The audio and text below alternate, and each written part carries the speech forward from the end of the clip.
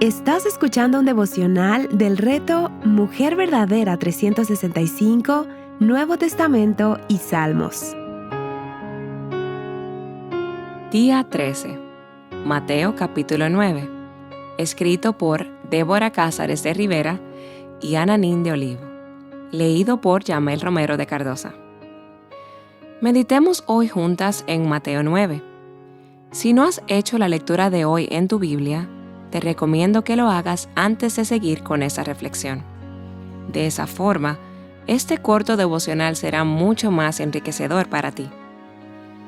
Como enfatizamos en nuestra lectura de Mateo 8, la intención del autor es dar una idea de la identidad de Jesús. Quiere enseñarnos y convencernos de quién es Él. Por lo tanto, nos está dando detalles acerca de su vida, lo que hizo, las palabras que usaba al responder a otros, los lugares que concurría, etc. Cristo continúa sanando y enseñando, tanto a sus discípulos como a las multitudes que se agrupaban para verlo y escucharlo. Nuestro pasaje de hoy enfatiza la autoridad de Cristo en la tierra para perdonar pecados y sanar enfermos, y la misión de sus discípulos. Cada día tenemos que recordar que somos ciudadanos de la patria celestial y que nuestro modelo a seguir y a reflejar es Jesucristo. Su corazón, su carácter, en lugar de ser simples espectadores que permanecen indiferentes. Ante un mundo caído lleno de dolor, Dios nos llama a actuar en fe y compasión, no con apatía, incredulidad o rechazo. Como hijas suyas, estamos llamadas a llorar con los que lloran, a considerar el dolor del otro como nuestro dolor, y asimismo gozarnos si Dios les imparte salvación. No escatimamos ningún detalle en palabra o acción que pueda guiar a estos corazones a un encuentro personal con Cristo. El corazón de Dios se alegra y conmueve cuando mostramos compasión hacia nuestro prójimo, familiares, amigos y compañeros de trabajo ante sus dolencias físicas y necesidades emocionales y espirituales. Él se alegra cuando damos pasos de fe junto a ellos, guiándolos hacia el único sanador y Dios que existe. Vemos en Mateo 9, versos del 1 al 8, que Jesús quería mostrar a la gente su condición espiritual al sanarlos. Encontramos a un paralítico del cual antes de ocuparse de sanar su condición física, se ocupa de la condición espiritual y le dice: «Anímate, hijo, tus pecados te son perdonados». Más adelante, al escuchar a los fariseos, dice: «Porque no he venido para llamar a justos, sino a pecadores». Este es el Jesús que nos presenta Mateo, el Jesús que, aunque ciertamente se preocupa por nuestra condición física, está preocupado por nuestra condición espiritual. Abramos nuestros ojos para que cada día, en medio de nuestras rutinas, podamos escuchar la voz de Dios. No nos quedemos en la queja, en la amargura o en la autocompasión. La desesperación del paralítico y sus amigos los llevó a acercarse al Hijo de Dios, creyendo que Él podría sanarlo. ¿Te imaginas qué hubiera sucedido si se hubieran quedado en sus casas lamentándose? Mateo y la cena en su casa. Cuando Jesús se fue de allí, vio a un hombre llamado Mateo, sentado en la oficina de los tributos, y le dijo: «Ven tras mí», y levantándose, lo siguió. Cuando los fariseos vieron esto, dijeron a sus discípulos: «¿Por qué come su maestro con los recaudadores de impuestos y pecadores?». Mateo capítulo 9, versos 9 y 11.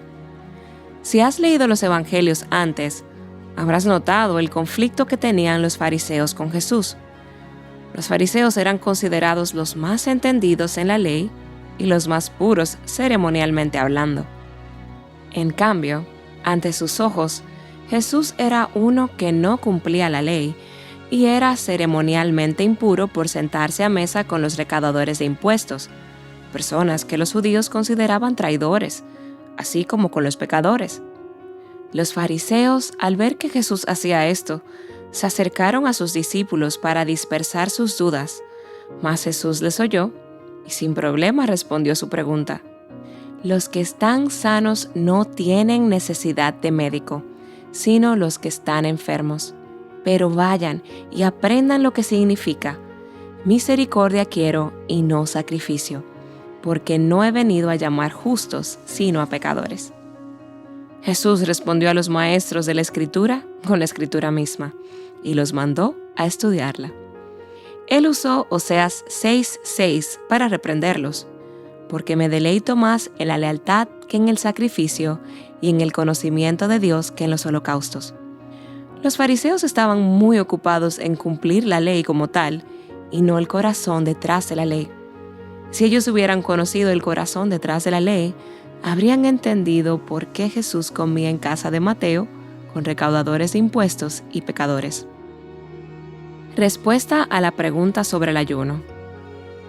Los discípulos de Juan se acercaron a Jesús diciendo: ¿Por qué nosotros y los fariseos ayunamos, pero tus discípulos no ayunan? La respuesta que Jesús daría a esta pregunta es muy importante, porque su presencia vendría a inaugurar una nueva etapa. Es bueno mencionar que según lo que vemos en la ley en Levítico 16:29 y 31, solo se requería un día de ayuno a los judíos anualmente, en el día de la expiación. Si ellos hacían más ayunos aparte de este, sería algo voluntario. Con esto entendemos que el ayuno que mencionaban los discípulos de Juan a Jesús no era el que la ley establecía, sino otros establecidos por ellos mismos. Para responder a la pregunta de los discípulos de Juan, Jesús usa 3 ilustraciones. Número 1. El esposo y los invitados a la boda. ¿Cómo era posible estar de ayuno mientras estabas invitado a una boda, la cual es un momento de gozo y celebración? En este caso, el esposo era Jesús y sus discípulos los invitados. No podían estar en ayuno mientras Jesús estuviera con ellos, pero habría un día en que Jesús les sería quitado, entonces sería tiempo de ayunar. Número 2. El remiendo nuevo en vestido viejo. Aquí tenemos el vestido viejo, que eran las reglas y tradiciones humanas, contra el nuevo remiendo, que era el Evangelio de Cristo. Jesús no estaba preocupado con remendar el viejo sistema religioso que los fariseos practicaban. Estaba estableciendo un nuevo pacto, incluso mientras cumplía la ley. Número 3. El vino nuevo en odres viejos. En aquel entonces el vino se ponía a fermentar en odres de cuero. En el proceso de fermentación el vino se expandía. Por lo tanto, si lo ponías a fermentar en odres viejos, el cuero no tenía cómo ensancharse más y se reventaba. En cambio, en un odre nuevo, el cuero tenía espacio para ensancharse y el vino completaba su proceso de fermentación. Jesús enfatizó una vez más que estaba haciendo algo nuevo, y esto quizá no iba a encajar con los rituales establecidos por el hombre. El reino de Dios había llegado y no era uno que se suponía que se adaptara a estructuras viejas. Venía a traer no solo renovación externa, sino renovación espiritual del corazón. No nos extrañemos ni tomemos por sorpresa los ataques o las palabras desmotivantes, pues el enemigo y el mundo odia todo aquello que ensancha nuestros corazones del amor por Dios y por los demás. Antes bien, perseveremos en Dios y perseveremos en su palabra fiel y verdadera, manteniendo el enfoque en la misión sin distraernos con nimiedades. Jesús nos invita a ver con compasión a las multitudes como Él lo hizo y a orar por obreros que trabajen en su mies. Podemos comenzar siendo sensibles a las necesidades espirituales de quienes nos rodean.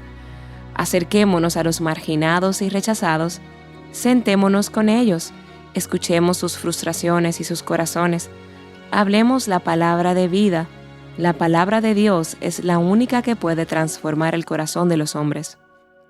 Los versículos en Mateo 9, 35 al 38 nos hablan mucho del carácter de Dios. Cuando Él vio a las multitudes que venían a Él para ser sanadas, dice la Biblia que Él tuvo compasión. Y notamos que esto no era por la cantidad de enfermos, sino porque eran personas angustiadas, abatidas, como ovejas sin pastor. Después de esto, mira a sus discípulos y les dice: la cosecha es mucha, pero los obreros pocos. Por tanto, pidan al Señor de la cosecha que envíe obreros a su cosecha. Esto prepara el escenario para lo que veremos en el capítulo 10 de Mateo, en el cual observaremos el llamado de los discípulos de Jesús y la encomienda que Él les da para ahora ir ellos a compartir el Evangelio. Cuando llegues al capítulo 10, te animo a observar los versículos en los cuales Jesús les encomienda a hacer lo que Él ya ha hecho primero, pues Él ha sido su ejemplo. Los llamará a sanar enfermos, resucitar muertos, limpiar leprosos, expulsar demonios. Ellos ya habían visto todo esto de Jesús y ahora son llamados a hacer lo mismo. Para meditar, pensemos por unos momentos. ¿Dónde te has refugiado últimamente? ¿Por cuál causa vale la pena vivir y morir? Hermana, ¿estás siendo intencional en ser obrera o en orar para que más obreros sean enviados a la mies? Pidamos al Señor ese corazón compasivo por los perdidos. Cristo tenía bien claro cuál era su misión y propósito en esta tierra, y por eso invertía su tiempo sabiamente. ¿Estamos aprovechando bien el tiempo, cumpliendo la misión que Dios nos ha encomendado? Explora más recursos que te guíen a Cristo y su palabra en avivanuestroscorazones.com.